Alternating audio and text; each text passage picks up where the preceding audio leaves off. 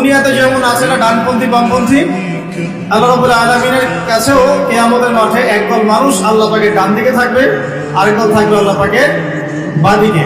ডান দিকে যারা থাকবে ইনশাআল্লাহ তাআলা নিশ্চিত তারা জান্নাতি, আর বাম দিকে যারা থাকবে কোনো সন্দেহ নাই তারা জাহান্নামী। এর সাথে সম্পৃক্ত একটা হাদিস আছে যে মেরাজের রাতে যখন নবী সাল্লাল্লাহু আলাইহি ওয়াসাল্লাম আল্লাহ পাকের সাথে সাক্ষাতের জন্য গিয়েছিলেন, তখন প্রথম আসমানে তার সাথে দেখা হয়েছিল আমাদের পিতা, আদি পিতা আদম আলাইহিস সালাম।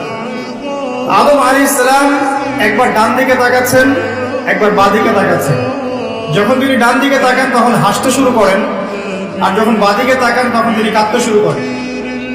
এই দৃশ্যটা দেখে নবী সাল্লাল্লাহু আলাইহি ওয়াসাল্লাম জিবরাইল আলাইহিস সালামকে বলেছিলেন এর কারণ কি। তখন জিবরাইল আলাইহিস সালাম বলেছিলেন যে আদম আলাইহিস সালাম যখন ডান দিকে তাকান তখন তার সেই সব সন্তানদেরকে দেখতে পান যারা জান্নাতি, তখন তিনি হেসে ওঠেন, এবং যখন তিনি বাঁ দিকে তাকান সেই সব সন্তানকে দেখতে পারেন যারা জাহান্নামী। এটা দেখে তিনি